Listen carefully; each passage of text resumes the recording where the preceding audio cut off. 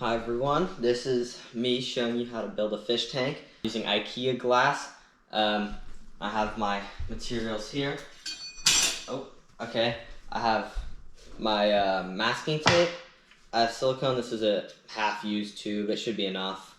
And then I'm gonna go grab my glass.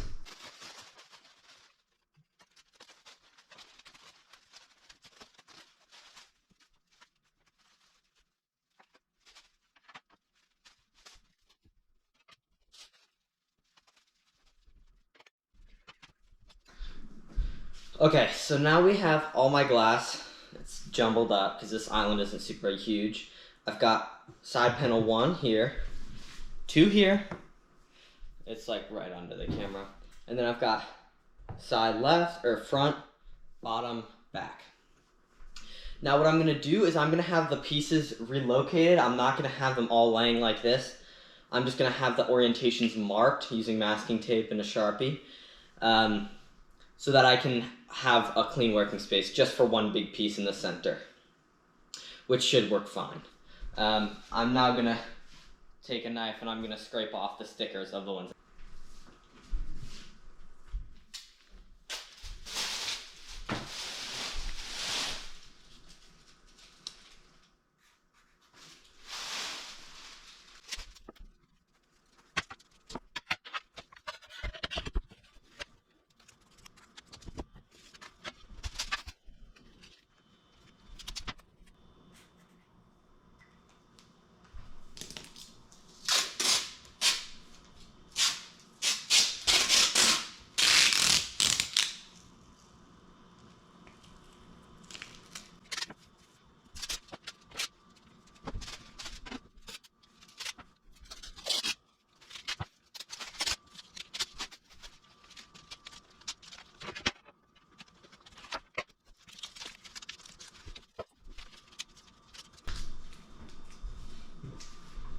Alright, as you can see, I taped the bottom so I can avoid getting silicone on the counter.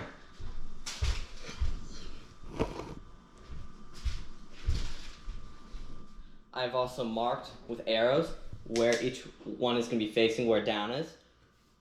So that arrow, this is the bottom.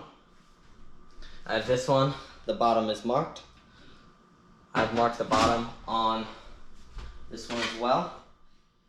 And generally, a lot of people will tape the edges so that they get perfect silicone beads. But I have actually found that my beads are normally worse. I'm not a big fan of doing it that way.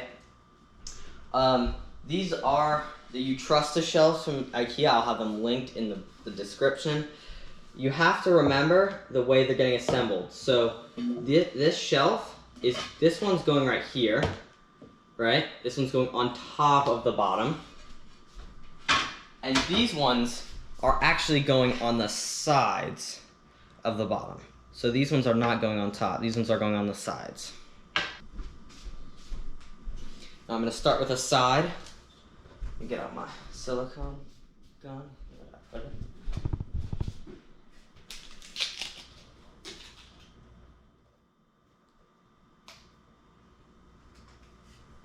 Now, I would advise you to go slow.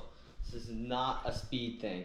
The silicone is not going to dry that fast that you need to make sure that you are doing it within a certain time frame. I would just try to keep it within 30 minutes.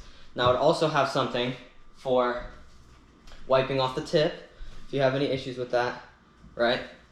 And the first bead I'm going to lay down is this one.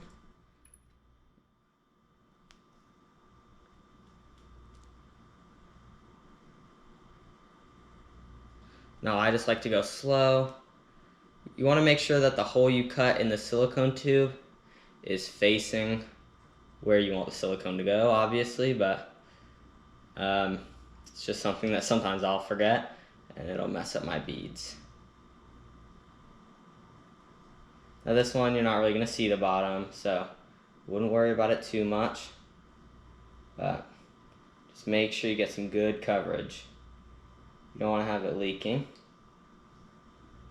And your hands really don't have to be that steady. As you can see, mine are definitely not that steady. I guess I'm sure the video makes it look like I'm probably doing it better than I am, because I'm definitely not doing it well. So, I'm going to wipe it off again. I'll release the tension. I don't need it to be going crazy. As you can see, I've got my bead here. Not perfect, but it should do the trick. This back here. You can see just fine. Alright, I'm going to put on side number 1. Now, the difficult part is assembling these while the silicone is drying, right? Because if the silicone was already, like if I could not hold this right now, then it'd be easy. But I have to make sure that all my pieces, I can press the silicone beads together. I have to make sure all my pieces stay in place while I'm building. Dogs are going crazy, but the usual.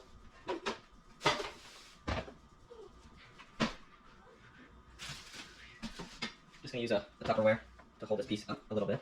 Don't want it to fall over.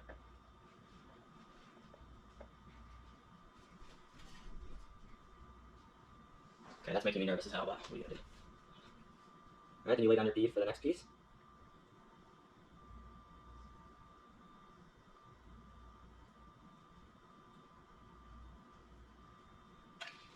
Gotta also remember to lay down your side bead.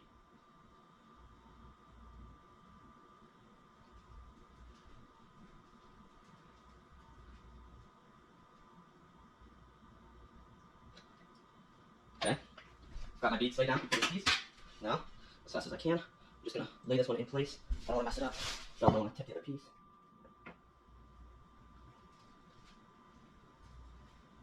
Now remember, keep your hands pretty clean. Now, at this point, the silicone will do a lot of the work for you, right? It will hold it down pretty well.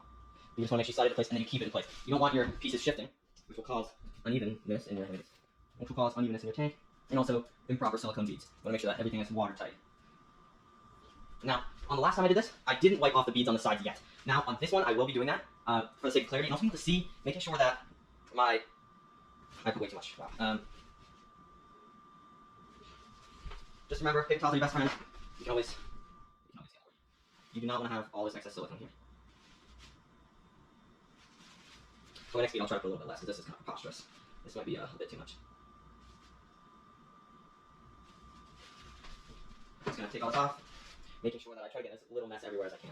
Because honestly, that's like, it's so much more work to fix it later than just be careful the first time. With the silicone, it really is. Because it makes it so much more difficult. It's hard to clean all this stuff when it's dry. Everyone will say, like, you can do it with a razor, right? And it's not impossible, right? But it's way less difficult, it looks way worse. Or it's way more difficult, it looks way worse. It's just something generally I would avoid, if you can. To just have as little mess as you can, so that you can have better looking joints, and overall just a cleaner tank. I don't know how I feel about it.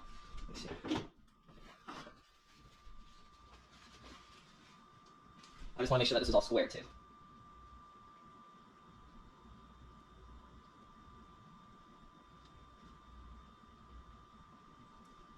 Okay, better. I would definitely recommend doing the 2 sides first, the end sides, just because those will give you the least issues. I won't roll this bead yet.